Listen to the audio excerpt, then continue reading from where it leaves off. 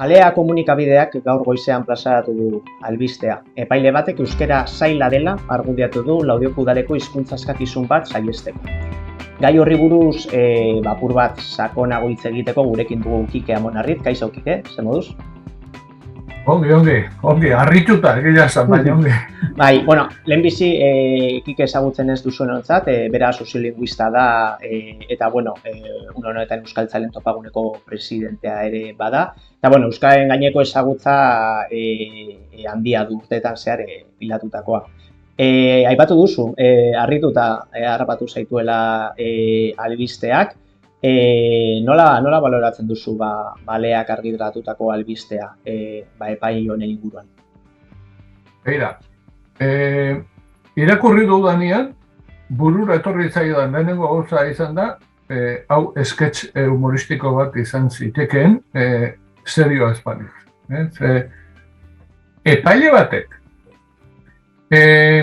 hizkuntza eskakizun bat atzera botatzea, euskera zaila delako, baina ez hori bakarrik, eta gainea berak esaten duenez, ranking batutan munduko bosgarren hizkuntza zailena delako, baina hau zer da? Ezautu ditugu, horrelako rankinga, denok dakigu, horiek diela, bat ere balio, ez zientifiko horik, ez sozialik ez daukaten rankinga. Badago mito bat, eta hori mito euskararen zailtasunaren inguruko mito bat hor dago, eta hori historian zehar elikatu eginda. Eta historian zehar hori elikatu dutenak beti izan dira, batez ere gaztelaniaren edo frantsesaren hizkuntza supremazismoa bultzatu duten indarrak. Maila zientifikoan garbi dago ez dagoela hizkuntza zailagorik edo erresagorik oroa. Bai ordea relatiboki. Zuk hizkuntza erromaniko bat hitz egiten baldin baduzu, beti erresagoa izango zizu beste hizkuntza erromaniko bat ikastea. Gaztelaniadun batek beti erresagoa ikasiko du katalana, kitsua edo rusiera baino. Baina esate baterako, tribuaren berbetan gai honen inguruko programa bat egin genuenean, Michael Morrisek esate zigun, Japoniar batentzat asko errazagoa da euskara ikastea, gaztelania ikastea baino, gramatika estrukturaren gatik. Bueno, hori da bat, eta bigarrena hizkuntzak noiz egiten dira zailago edo errazago, ingurunearen arabera eta beharraren arabera. Zure ingurunean euskaraz egiten bada, euskara errazago ikasiko duzu, eta egiten ez bada zailagoa sortatuko zaizu. Zuk interes gehiago balin badaukazu, motivazio gehiago balin badaukazu, behar gehiago balin badaukazu, errazago ikasiko duzu. Ni beti esaten dut, ni ikastean nintzenean, eskolan frantsesa ikasten genuen, eta guretzako frantsesa ikastea askoz errazagoa zen, inglesa ikastea baino. Eta gero, inglesa nagusitu zen, eta gaur egoztin galdetuta, zutzu ez inglesa errazago da, frantsesa baino. Baina ez dago oinarri zientifikorik, eta hori erabiltzea, argudio juridiko bezala, disparatea ez, iruditzen zait, illa delituare izan daiteke.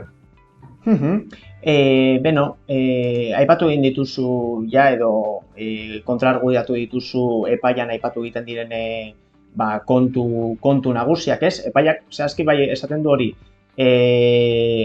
hizkuntza honen zailtasun nagusia badela ez duela inolako loturarik beste zein hizkuntzarekin, denboran, ez? Nolabait bilakaera isolatua izan duelako, eta gero ere aipatzen du konplexutasuna hiztegiari dagokionez, hitzen esaina aldatu egiten dela ehunka txiski, aurrizki eta artizki gehitzen direnean. Iruditu zait autobiografia bat. Zan ez dut, zuri ez duzu ikasi naiz, zaila egiten zaizu, eta gero aurkitzen dituzu hizkuntza isolatua dela, baina hori argudio juridiko batean zer ikusi dauka horrek, ez? Are gehiago, Laudion bertan, euskara ikasi duten personak milaka eta milaka direnean, Laudion bertan, eta hori begira, mentxe daukat, zenbat ulertzen du euskara Zaraban, ez? Aterazun diputazioa. Hau da, populazio osoa, berdea eta urdina eta horiek dira euskara ulertzen dutenak 150 artean, berdez, eta urdina 50 60 artean. Gorriz ja, gorakoa dira, baina gazten artean hau da, mapa.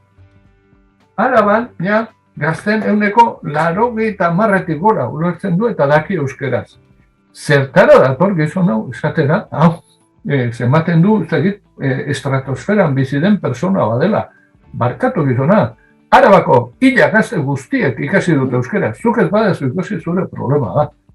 Eta hori gainera, gero jaztea, euskuntza isolatua dela bilakaeran hitz batzuk benetan. Esketxe komiko baterako gaia dago.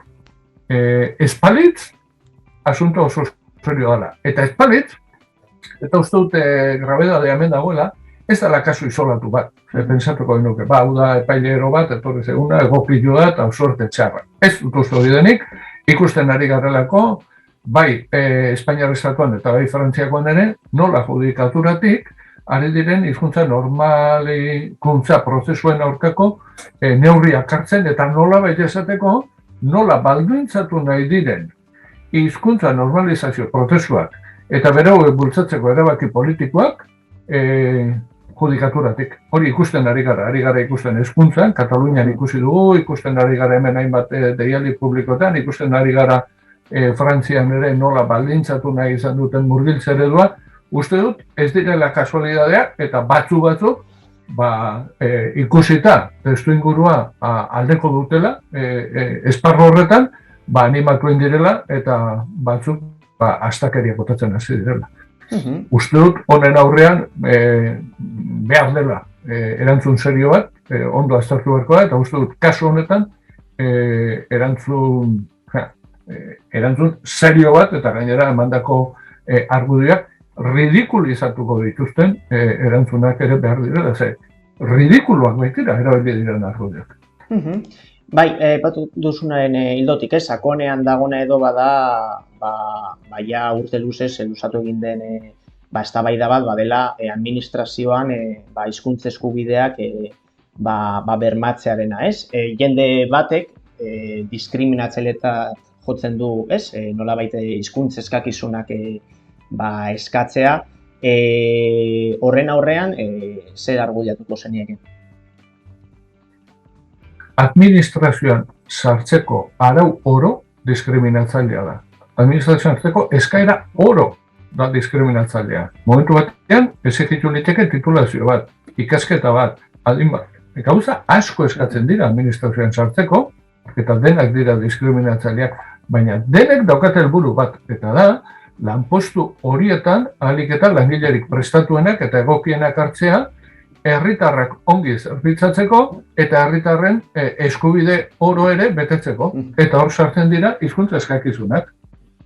Baina dena da diskriminatzailea administrazioan sartzeko. Hartzen dugunean deialdi bat, handaude, bete behar batzuk. Eta bete behar horietan, topatuko ditugu hainbat eta hainbat.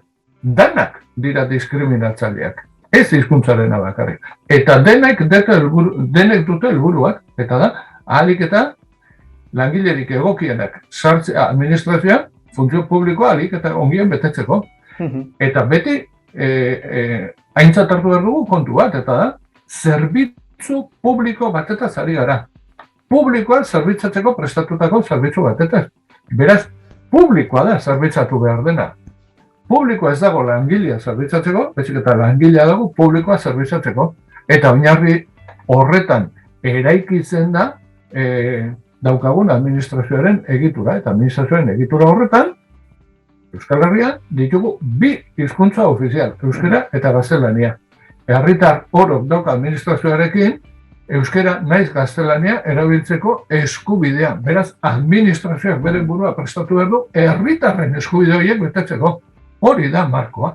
Eta hori da ezabatu nahi den markoa. Eta horri lotuta, eta ja bukatzen joateko beste argudio bat, ez? Hizkuntza eskubideak administrazioan bermatzearekin esaten dena. Dela zertarako, ez? Euskaldundu behar den, zertarako bermatu behar diren hizkuntza eskubideak administrazio batean, azken finean jende guztiak gaztelera ulertu egiten baldin badu. Epaile batek galdetzea, ea zertarako bete behar den legea, ez dauka logikarik. esan dizut. Kasu honetan, supremazismo linguistiko batetik sortzen den refleksio bat da.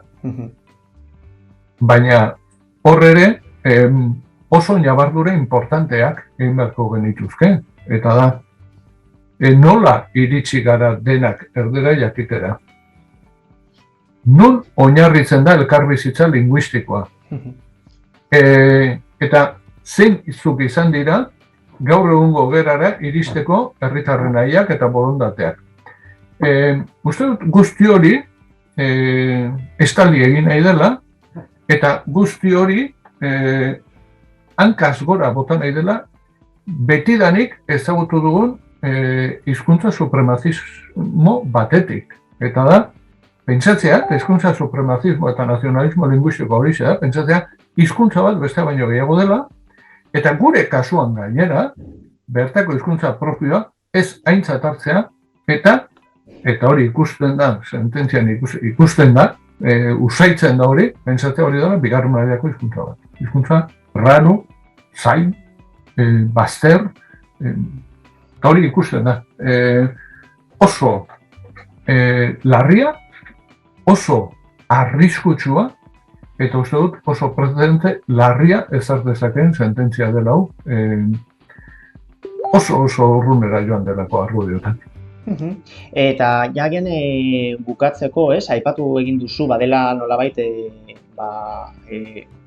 sententzia honek markatu dezakela aurrekari bat, aurrekari arriskutsu bat. Hildo horretan, euskararen normalizazioei begirako jenteek, bai Laudio batean, izan alde batean, Euskal Herri batean, ze urratz egin beharko lituzkete nolabait, honen aurka edo hori nolabait mugatzeko. Ze estrategia garatu daitezke, ulertuta gainera dela... Bai, nik uste hor badola, batetik, indar politiko sozialen batasunetik eman beharreko erantzun bat, gure hizkuntza politika blindatzera jo behar dugula, eta nik uste bestalde honek ere erakusten digula euskararen aldeko aktibazio soziala indartzen jarraitu behar dugula. Eta esaten aurrekari arriskutsua eritzen zaidala, zuk hizkuntza politika bat, hankaz gora jartzen balin baduzu, esan ez. Ez daukazu ikusi barik, hori zaila da. Norbaiti okurrituko litzaioke esatea, mediku bati ez zaiola ezekitu behar asignatura bat zaila delako, edo epaile bati ez zaiola eskatu behar asignatura baten ezagutza zaila delako, ez daukat zainkarik eta ez bururik. Balintzak dira betetzeko, eta kasu honetan gainera, ez gara eskatzen ari imposible bat, edo gauza oso arbitrario bat, ez. Ari gara eskatzen, edo zeinen esku dagoen kontu bat, are gehiago. Gaur egungo, eta kasu honetan, Laudioko adin batetik berako aurre eta gazte guztiek euskara dakite.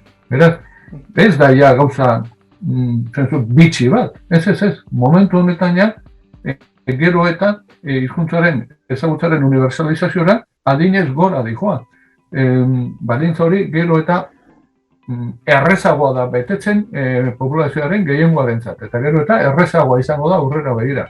Eta gero, gainera, aintzat hartu behar dugu, gaur egun administrazioan lanera sartzen diren personek, ez ditu ustela hartatuko bakarrik gaur egun dauden persona, baizik eta atzetik datozenak ere, eta atzetik datozkigunak askoz ere euskaldunagoak izango dira gaur egungo bataz besteko herritarrak baino.